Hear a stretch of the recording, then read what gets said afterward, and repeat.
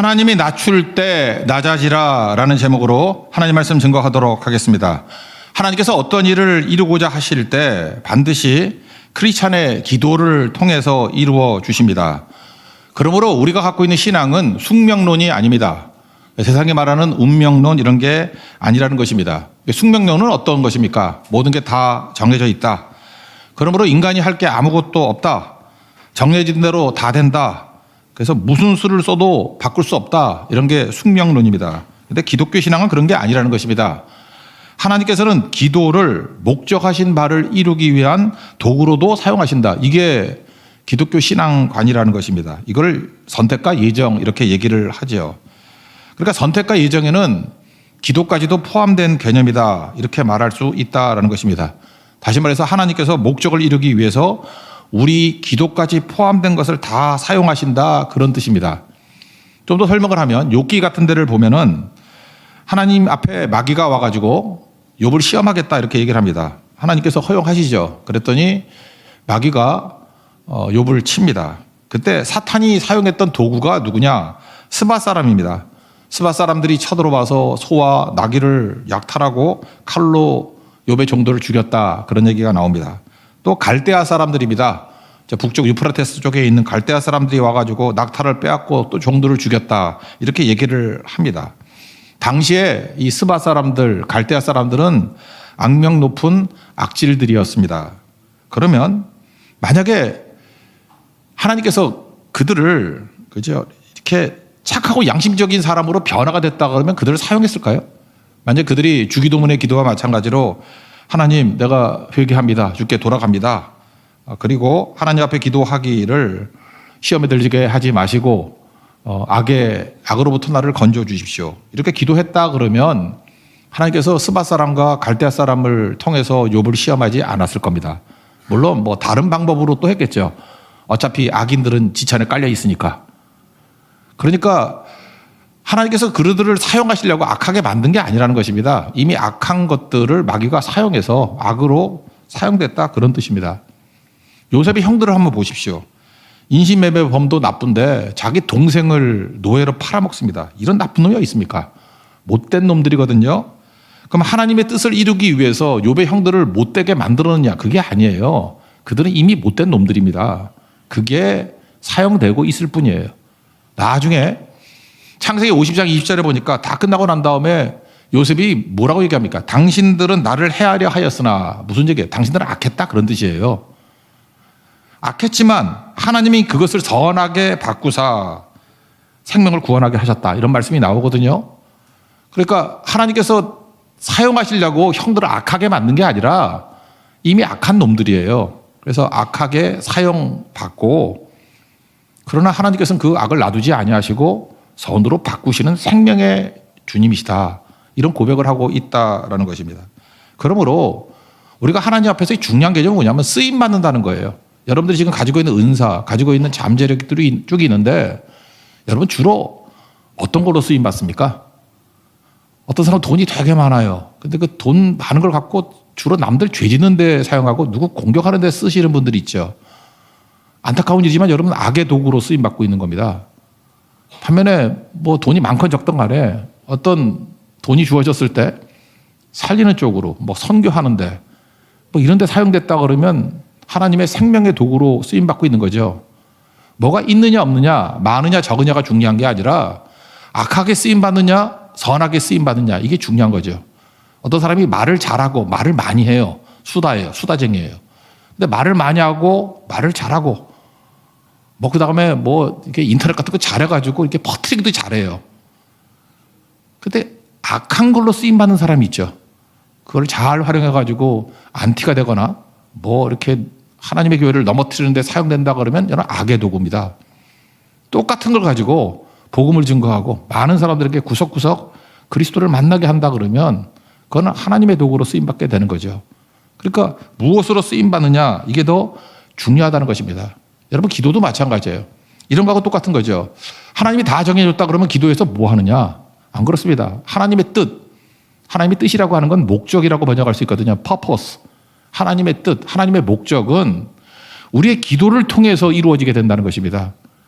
그러니까 하나님의 뜻하신 바가 있어요. 근데 하나님께서 우리가 기도할 때 그 기도를 사용하셔서 하나님의 뜻을 이루신다고요. 그런 거 있잖아요. 내가 있는 앞에 있는 형제한테 뭘 주고 싶어.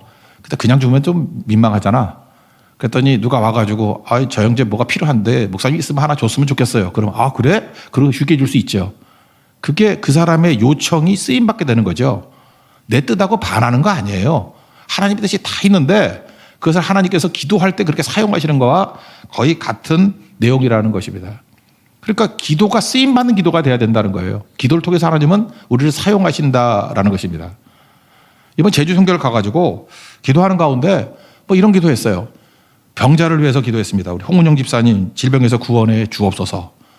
그러면 목사가 능력이 있어서 그분 고치는 거 아니에요. 하나님의 뜻이 그가 치유받는 게 뜻이다. 그런 뜻이 있잖아요. 그럼 하나님이 그냥 치유해 주는 게 아니라 누군가 그분을 위해서 기도하는 사람이 나와야 된다고. 그래서 기도를 했잖아요. 그럼 하나님이 그 기도를 사용하셔서 그분을 고치시는 거라고. 하나님이 어떻게 하시는지 알겠죠. 기도가 쓰임받는 기도가 되는 거라고요. 그 하나님의 뜻, 하나님의 선택과 이전과 전혀 충돌되는 게 아닙니다.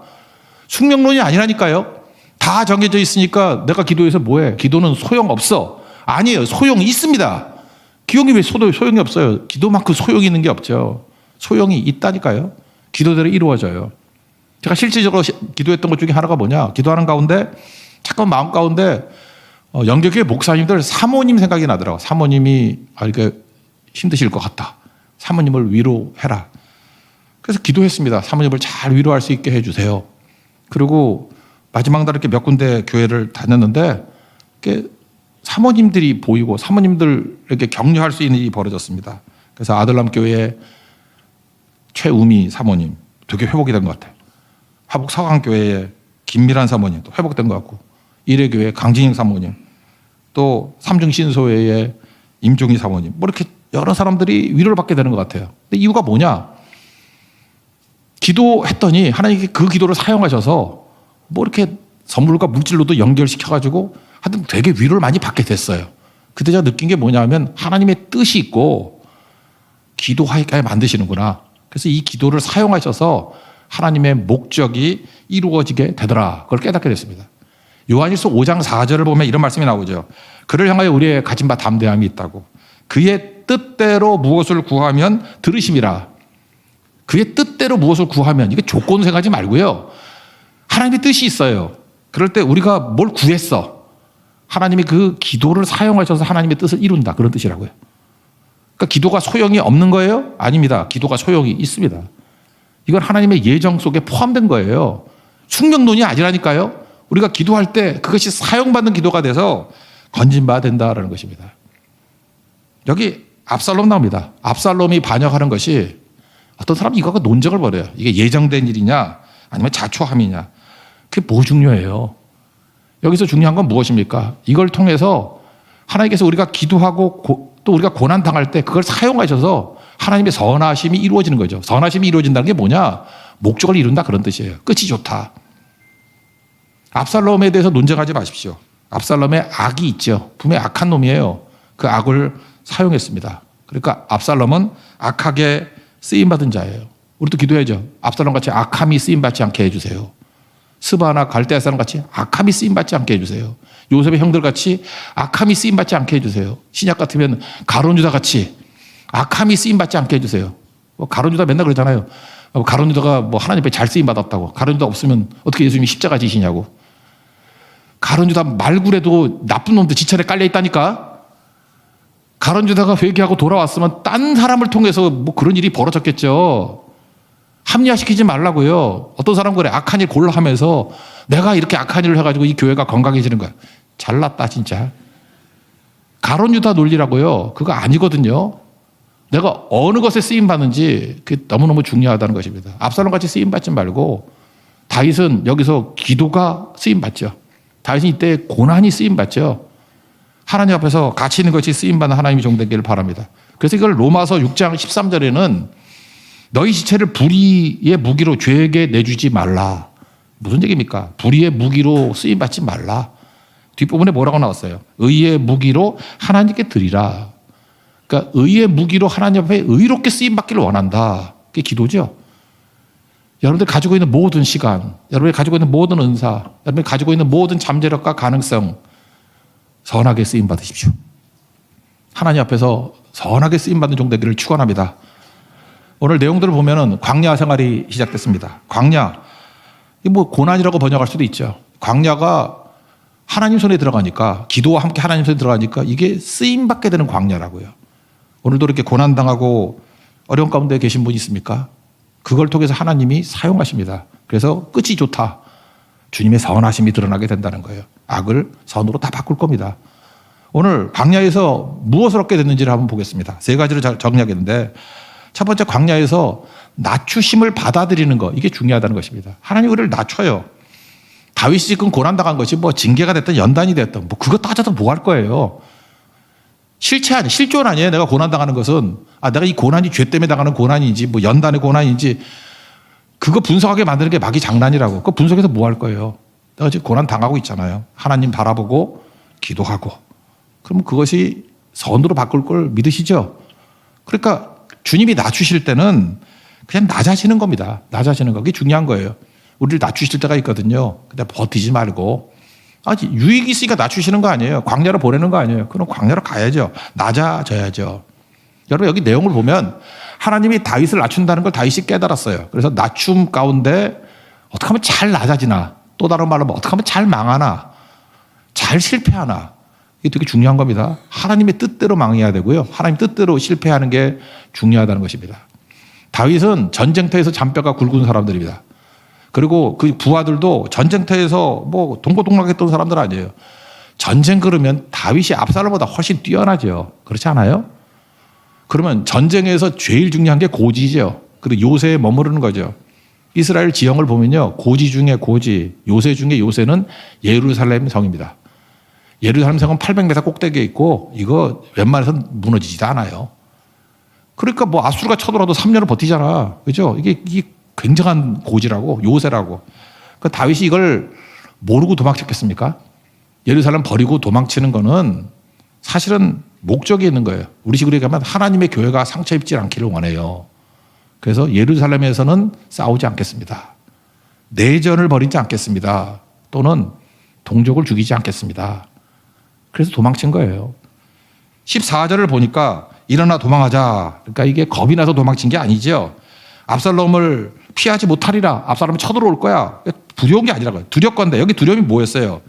급히 따라와 우리를 해하고 칼날로 성읍을 칠까 하노라. 압살롬이 두려워서 도망친 게 아니라 예루살렘 성 내에서 내전이 벌어지고 동족을 죽이는 일도 벌어지는 거. 하나님 교회끼리 싸우는 거. 이게 말이 되느냐? 이게 두려워서 다 버리고 도망친 겁니다. 그러니까 망할 때조차, 실패할 때조차 하나님이 먼저잖아요. 이 마음이 꼭 필요한 거죠. 뭐 이기면 된다 그런 게 아니겠죠. 그리고 하나님이 그에게 낮추심을 준다는 걸 깨달았어요. 낮아져야지. 그리고 하나님께서 그에게 울기를 원하신다 그러니까 눈물 흘리잖아요. 뭐 그런 애들 교육시킬 때 그렇잖아요. 뭐 이렇게 해초리도 때리고 그러지 않았습니까? 그죠? 그때 울면서 잘못했어요. 그걸 바라는 거 아니에요? 근데 그 회초리 때릴 때 안 우는 놈들 있죠? 절대 안 울어. 죽여라, 죽여라. 뭐 죽으면 네 자식 죽지, 내 자식 죽냐, 그러면서. 그걸 왼수라 그래, 왼수. 여러분, 하나님께 맞을 때 잘 맞아야 됩니다. 잘 맞고, 낮아질 때 낮아지고, 하나님이 높으실 때까지 그냥 낮아져야 돼요. 죽어 지내야 돼요. 잠깐 기어오르라 그러지 말고. 30절을 보니까 다윗이 잘 낮아지죠. 다윗이 감나온 산길로 올라갈 때 그의 머리를 그가 가리고 맨발로 울며 올라가고, 감남산길, 예수님 생각나죠? 낮아지게 만든 고난의 길을 걸어가고 있어요. 머리 가리고 맨발로 울면서. 이건 뭐죠? 우리 예수기도 찬양 내용과 똑같죠. 주 예수 그리스도시여 나를 불쌍히 여기소서. 하나님 앞에 불쌍히 여겨달라고 기도할 때 어떤 일이 벌어집니까? 주님이 불쌍히 여긴다. 스프랑크 디조마이, 기적이 나타나죠. 그러니까 나를 살릴 수 있는 건 하나님밖에 없습니다. 내가 지금 압살롬 저게 문제가 아니에요. 하나님이 지금 분명한 건 나를 지금 낮추는 과정이라고. 난 주님밖에 없습니다. 주만 의지합니다. 주 예수 그리스도시여 나를 불쌍히 여기소서. 이게 중요한 거죠. 그리고 주님께서 광야로 가라니까 광야로 가잖아요. 23절 보니까 모든 백성이 광야 길로 향하니라. 여러분, 이게 두 가지 개념이 대비가 되는 것 같아요. 왕궁이라는 개념하고 광야라는 개념. 왕궁은 어떤 곳입니까? 외면적으로는 왕궁은 좋은 곳이에요. 그러나 영적으로는 피폐한 곳입니다. 근데 광야는 어떻습니까? 겉으로는 거친 곳이지만 영적으로는 풍성한 곳이에요. 하나님 백성을 빚으시는 자리라고. 광야가 새롭게 하는 자리. 우리 맨날 들었던 얘기지만 광야 미드바르거든요. 미드바르. MDBR. 히브리 단어는 자원밖에 없으니까 MDBR. 미드바르. 근데 말씀이라는 것이 다바르, DBR이잖아요. 그래서 이스라엘 사람들은 광야 그러는 순간에 M자 하나만 빼면요. MDBR, DBR. 말씀이 생각나요. 그죠? 하나님의 말씀을 듣는 곳. 하나님 백성들을 빚어가는 곳. 영혼이 깨어나는 곳. 기도가 터져나오는 곳. 우리가 기도해도 기도가 막히고 기도해도 눈물도 안 나오고 이게 메마른 인생이 될 때가 있잖아요. 왕궁은 그런 곳이에요. 너무 풍성해서. 근데 하나님께서 우리에게 어떤 때는 다시 광야로 갈 때가 있어요. 다시 빚으시는 거예요. 기도가 터져나오고 기도의 능력을 회복하게 됩니다. 이게 광야예요. 그러니까 주님이 낮추실 때 의미와 목적이 있습니다. 그러니까 잘 낮아지라고요. 주님이 낮춰지면 버티지 말고 낮아지는 거예요. 나는 아무것도 아닙니다. 예수님도 그러셨잖아요. 요한복음 10장 18절에 나는 버릴 권세도 있고 다시 얻을 권세도 있다고. 다시 얻을 권세를 얻기 이전에 주님께서 원하시는 건 뭐냐? 내려놓음이에요. 버릴 권세를 먼저 갖기를 원한다. 그리고 주님께 맡기는 거예요. 그러니까 낮아지고 주님께 맡기는 거예요. 시편 3편을 한번 읽어보세요. 시편 3편이 부제어가 뭐냐면 압살롬에게 도망칠 때 쓴 시편이거든요. 난 거기서 제일 인상적인 게 5절이에요. 하나님께 다 맡겨버린 거예요. 그러니까 이렇게 기도해요. 내가 누워 자고 깨었으니. 다 맡기고 뭐 이렇게 이기려고 그러지도 않고 그냥 다 맡기고 일상을 주님께 드리는 거예요. 누워 자고 깨었으니. 그러니까 쉽게 말해요. 잠이나 자는 거예요.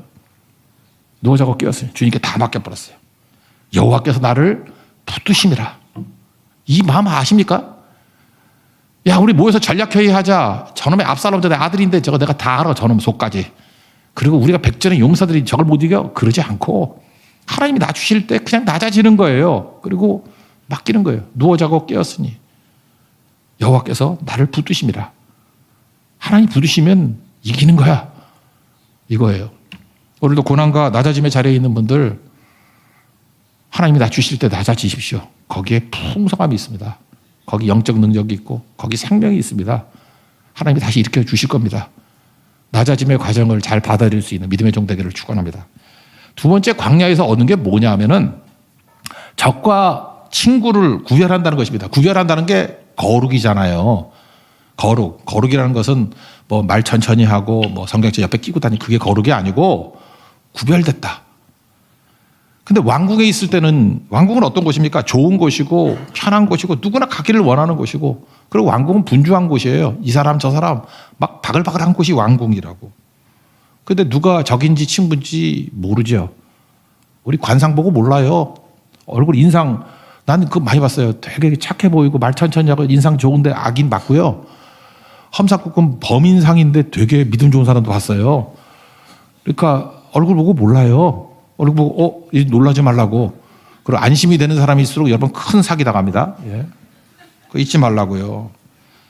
압살롬이 4년에서 5년 동안 백성들의 마음을 훔쳤어요. 앞에 마음을 훔쳤다는 얘기가 나오잖아요. 그 얘기는 뭐예요? 의도적이었다는 거예요. 계획적이었다는 거예요. 여러분 의도적으로 들어와가지고 누굴 무너뜨리려고 그럴 때 안 속기 쉽지 않습니다. 그래서 왕궁 안에는 적과 원수, 친구와 우군이 막 섞여 있어요. 그럴 때 하나님께서는 왕궁에서는 깨끗함을 유지할 수가 없어. 진짜를 찾아낼 수가 없어. 광야로 가는 거라고. 광야는 어떤 곳입니까? 나쁜 곳이고 험한 곳이고 힘든 곳입니다. 힘든 곳이에요. 거기 가면 진짜들이 있어요. 제가 이번에 그런 얘기를 하는 거 봤어요. 제주성교 갈 때에도 보면은 이렇게 딱 겉으로 볼 때 이렇게 좀 좋아 보이는 곳이 있잖아. 이렇게 멤버들 딱 봐도 좋아 보이는 것. 어떤 곳은 정말 교회도 힘들고 멤버도 힘들고 딱 보는 순간에 그냥 금식할 마음이 생기면서 막 기도가 터져 나오는 데가 있잖아요. 근데 그렇게 말하는 분을 봤어요. 그런 곳에 갔는데 거기 하나님의 만지심이 있더라고. 거기서 주의 손을 체험했대요. 그래서 난 내용은 잘 뭔지 모르겠어. 그분 얘기해요. 거기 만지심이 있더라고. 그래서 제가 한마디 했어요. 거기가 광야예요. 그랬죠. 광야에서만 얻을 수 있는 은혜가 있습니다. 하나님이 그렇게 만져주신다는 것입니다. 그 일본 여자분 계시죠? 곤도 마리에라고. 10몇 년 전에 되게 유행했던 책이 있죠. 정리의 기술. 정리의 기술, 정리의 힘, 뭐 이런 책들 쭉 나왔었는데 집에 있는 물건들을 좀 버려야 된다는 거예요. 이 물건들 버릴 때부터 단순화 될 때부터 뭐 된다 그런 건데 그 얘기 뭐 책 설명해 하려는 게 아니고 그 책에서 저한테 제일 인상적이었던 게 뭐냐면 버리지 말고 남겨둬야 될 기준이 뭐냐? 설렘이에요. 설렘. 이렇게 딱 물건을 보고 난 다음에 설렘이 있으면은 남겨두고 설렘이 없으면 버리라는 거예요. 여러분 여자분들 지금 옷 둘 데 없죠? 옷장문을 여세요. 그래서 딱 만져가지고 설렘이 있으면 버리면 안 돼. 그 설렘이 없어. 그러면 저 주세요. 다 버리라고. 다 버리라고. 설렘이 없는 거 갖고 있으면 쓰레기만 갖고 있는 거야. 그거. 설렘. 물론 뭐 만지는 것보다 더 설레는 분들이 있겠죠. 예, 그런 거 다 갖고 계세요. 나는 이게 너무너무 중요하다고 생각해. 광야에 가면요.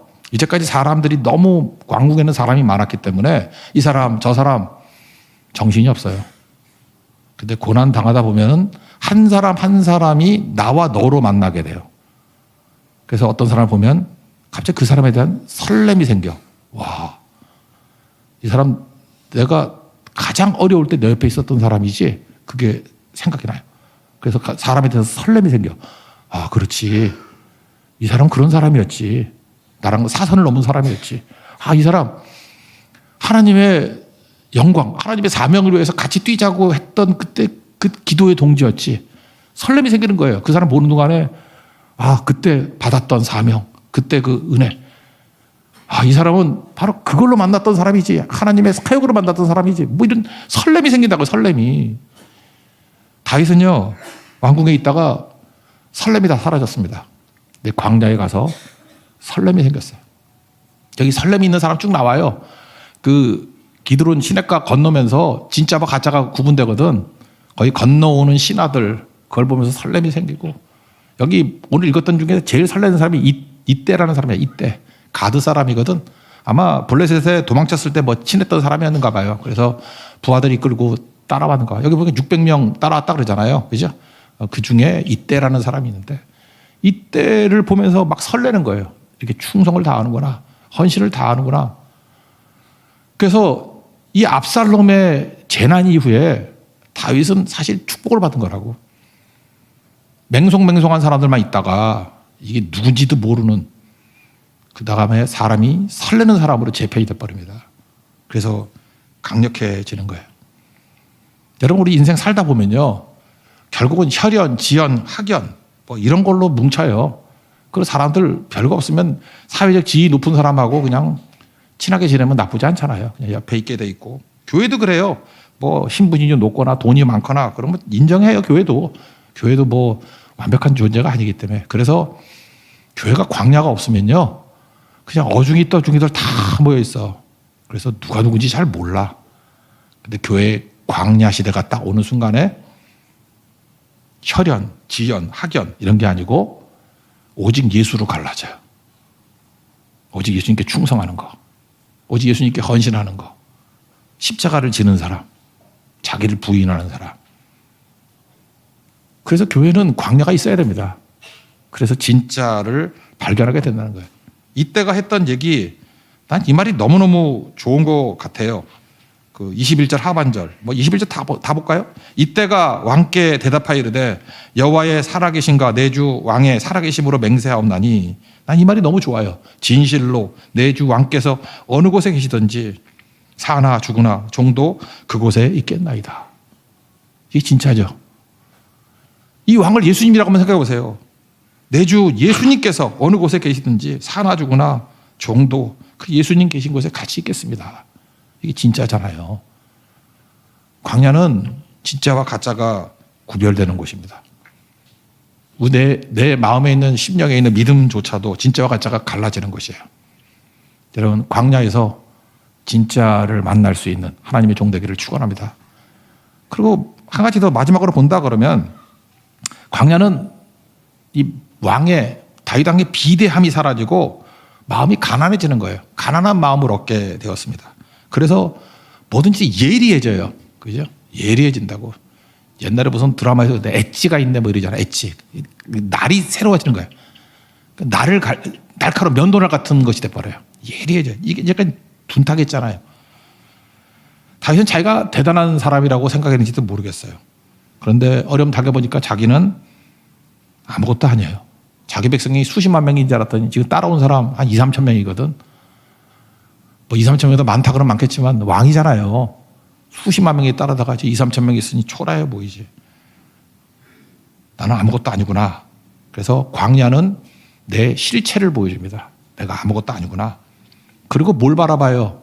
나로 하여금 전부가 되게 만드시는 건 하나님이시구나. 그래서 이제부터 사람 안 쳐다봐요. 하나님만 찾는. 이게 원래 다윗 아니었습니까? 다윗이 다윗 되게 만든 게 광야라고. 다윗은 세상 안 쳐다봤잖아요. 오직 주님만 바라봤잖아요. 골리앗 안 쳐다봤잖아요. 살아계신 하나님을 쳐다봤잖아요. 이게 광야라고. 원래 다윗을 회복하는 거예요. 다윗이 원래 기도하는 사람 아니었어요? 근데 이제까지 기도가 둔탁해졌잖아요. 근데 기도가 예리해졌다고.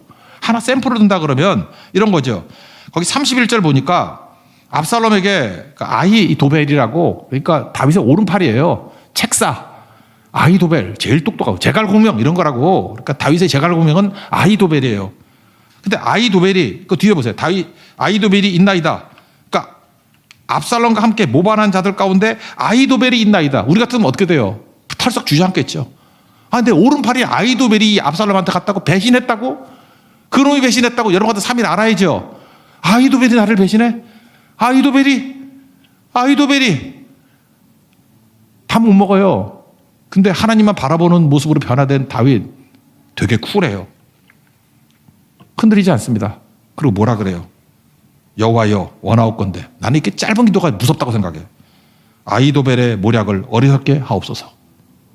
이게 멋있잖아요. 난 여기다 줄 넘어가가지고 성경 뒤가 뚫렸어. 너무 세게 눌러가지고 새로 사야겠어요. 아히도벨의 모략을 어리석게 하옵소서. 그랬더니 어리석게 돼버렸어요. 나중에 보세요. 이게 멍청해져가지고 얼마나 어리석은지 막 나중에 자살하고 막 그래. 여러분 성도의 기도가 이렇게 힘이 있습니다. 뭐예요? 그냥 한마디만 하면 돼요. 하나님, 저 사람을 어리석게 하옵소서. 그럼 어리석어지는 거죠. 무력하게 하옵소서. 뭐 복잡한 얘기 할 거 하나도 없다고요. 이게 다윗의 원래 모습 아니에요. 한마디 기도에 힘이 있고 저악한 세력이 무너지게 하옵소서. 한마디예요. 뭐 더 설명할 것도 없어. 이 기도가 끝나고 난 다음에 곧장 나온 게 누구예요? 후세라고 하는 이 아히도벨을 대체할 만한 또 책사가 또 온다고. 그래서 예수 믿는 사람들은요 초조해하지 않습니다. 이유가 뭐죠? 아무리 붙들어도 떠날 사람은 떠나고요, 올 사람은 옵니다. 그래서 쿨해. 하나님만 바라보는 거예요. 떠나는 거 보고 떠나니? 오케이. 좀 기다려 보세요. 그리고 떠날 때 그 한마디만 하면 돼. 아히도벨을 어리석게 하옵소서. 그러면 알아서 되진다고 그러면. 그리고 기다리고 있으면 하나님이 후세를 보내줘요. 올 사람이 온다고요. 그래서 진짜가 세워지는 능력이 나타나게 되는 거죠. 이게 광야입니다. 우린 다 허물 맞고 넘어지고 힘든 인생들이에요. 그때마다 하나님께서 우리의 기도도 사용하시고 광야도 사용하시고 우리 고난도 사용하시고 다 사용하신다는 것을 잊지 마십시오. 그래서 우리는 합력하여 선을 이루시는 하나님을 믿고 의지하는 겁니다. 광야에서 여러분 낮아질 때 이 버릴 권세를 배우십시오. 하나님께서 우리에게 얻을 권세를 주실 겁니다. 그리고 적과 친구가 누군지 모르는 이 정신 나간 인생에서 광야는 우리에게 진짜를 만나게 만드는 은혜를 주십니다. 그리고 무엇보다도 우린 마음이 너무 부자가 돼 있어요. 그래서 하나님에 대해서 배고프지 않아요. 세상에 배불러서. 하나님에 대한 목마름과 하나님에 대한 배고픔이 우리 가운데 임하게 돼서 하나님이 채워주실 것입니다. 주께서 채워주시는 충만을 누릴 수 있는 믿음의 종 되기를 축원합니다. 자리에서 일어나겠습니다. 충만 찬양하겠습니다.